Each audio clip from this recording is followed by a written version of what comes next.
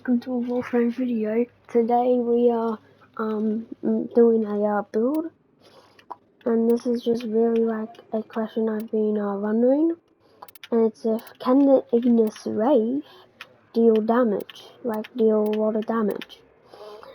And that's what we're gonna so that's what I'll be answering today. So if you don't know what the Ignis Wraith is, it's basically like the most, apparently in people's words, the most overrated weapon in Warframe. And apparently people scam new players for 50 plat with this weapon, and it can't really deal a lot of damage. But with some certain modding and some good damage buffs, then you can actually do some damage. I have been testing around with it in the simulacrum, so I'll probably know that as well. Anyway, I'll be using Airburst Mirage for the grouping and the free damage that she allows you to have. So yeah. I've already made a video on Airburst Mirage. It was my video coming back to uploading videos again. You know, it was 2 weeks and then I just uploaded. Now, anyway, I might as well just show you the build. Sprint boost, I want to be fast. So yeah, power drift and flying sure-footed for the 100% chance of knockdown resistance. Power drift is also with blind rage and under intensify for the power strength. Point continuity for the duration. On guard for the survivability. Stretch because airburst is really bad without range. And whole malevolence for the extra damage. Arcane energize with the negative efficiency, as well as blind throw. And then Molt Vigor for the extra power strength on next ability cast on the Warframe after using a operator ability. Yeah, so this ability is just made to deal a bunch of damage in a clump of enemies. Well, yeah, let's go to the main weapon, the Ignis Wraith. Cryo rounds, I can actually fit cryo rounds here for the cold, as well as infected clip for the toxin. But earlier I was testing this with Sarin, and since Toxic Rash buffs this combustion beam, that's why. But I'll actually just there's actually nothing to switch it out for, since I made it planned cryo rounds. So let's make it there. Vital sense for the crit damage with critical delay, having crit chance. Fire rate with fidget any further. Hunter munitions, since we are proccing viral, and this has base heat. So and also with slash, that means we can obviously use a Bane mod and primary merciless. The new core is not really needed, but it's just basically there to proc radiation there for more CC. And then we also have the Regina line here for echoes. So I'm just gonna quickly show you how well this kills the enemies. So group them up with airburst. Okay, here, shoot down real quick, and then switch. Okay, here 4 moves, and then there the click. Now this is against an enemy by himself. There, so I can actually deal a lot of damage. And you guys are probably saying, "How much shipping? It's not fair." It's obvious that you're gonna do a bunch of damage by armor stripping. You know, like using caustic strike on your operator. Of course it's gonna do a bunch of damage. And you're right. But my argument is, when it comes to Nightmare Friend's slow death move with Saki, that's what he had to do. He had to armor strip. There's no way to say.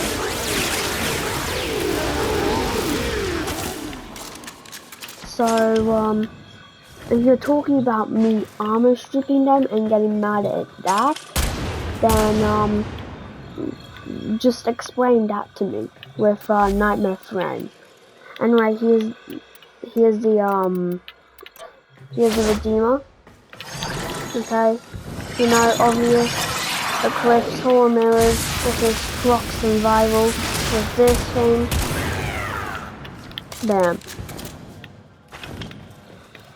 Now, something that I really want to show is the Serata with my corrosive.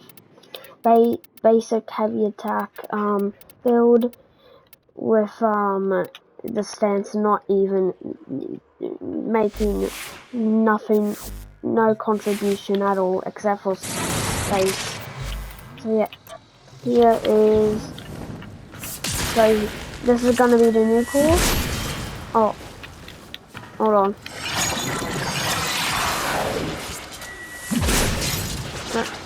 Okay, I'm not aiming it properly.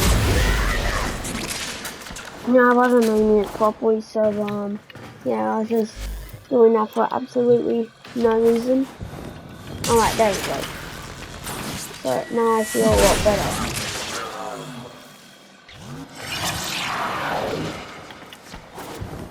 Couldn't even see the DOT. And why did I say DOT when this is legit corrosive Serata? Is because, you probably won't notice if you haven't used the weapon, but it force toxin on its explosion. But I saw no toxin there. It was because it already died before I could actually proc the toxin. So yeah, and sometimes it's like Rhino. So I commonly got this with Saren, dealing a million damage, just by using Toxic Wrath.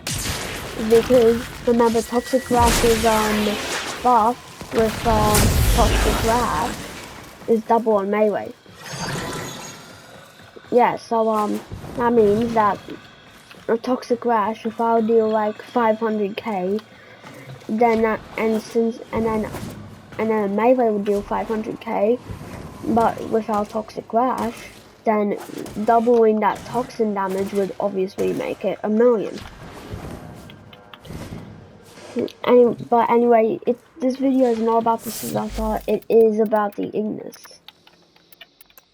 Now there is a lot of ways you can mod this thing, but I just found this to be the most efficient way to kill with this weapon. Just going up close and fall off with the thing. And then just fry them with 2 DOTs plus 10 stacks of rival, resulting in triple 4 times the amount of damage on health. Yeah, it's because you take the base damage and then the 325% extra damage onto the health, which makes it 4.25 times more damage.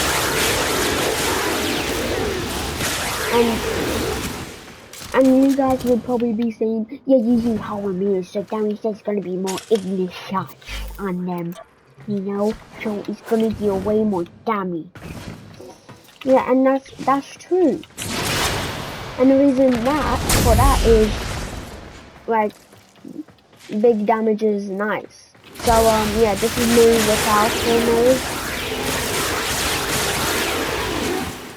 Basically, almost the same. And then this is me with mirrors. And since I am using here in the Netherlands, the real extra damage. As you can see, it's way faster than you being solo, but Is the damage numbers coming from the mirrors and me really the same? Yeah, they're technically the same. So, but it's just that there's just more chambers of Ignis coming out. Like there's supposed to be one, but instead there's actually 5. Wow, that's cool. I know you might be saying it looks like 3, but it's actually 5.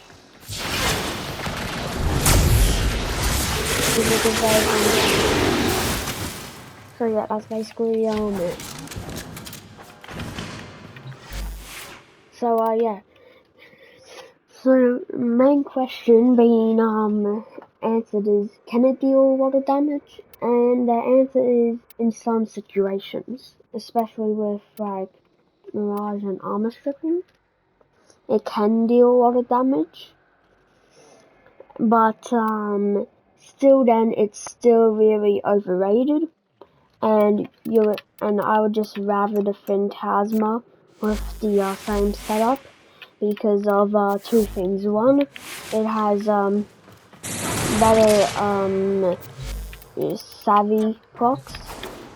Well, even though for the Ignis it is active, but the Phantasma is savvy because of it being shotgun. And also that this just has better AoE. So yeah, with this weapon, I'm sorry to say, but you don't need armor strip as well. You don't really need to. But you saw that. That was insane. What about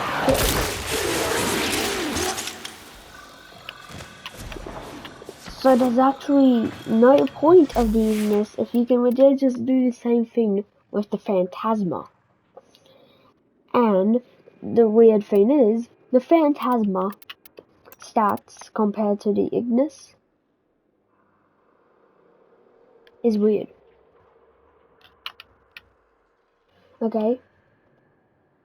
Look at this. 3% crit chance to 17, 1.5 crit multiplier to 2.5, and then this, why does it say 0? Oh yeah, it's because it's a projectile. But, look at this, the magazine's 200, this has 11.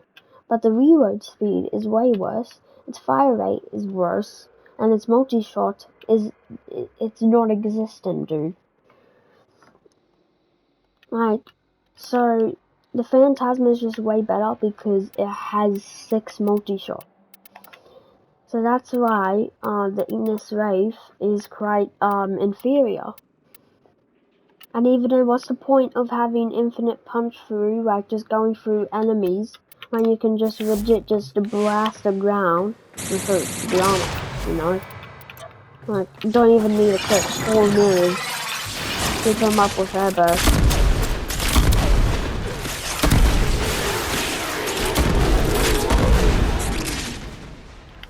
What's the point?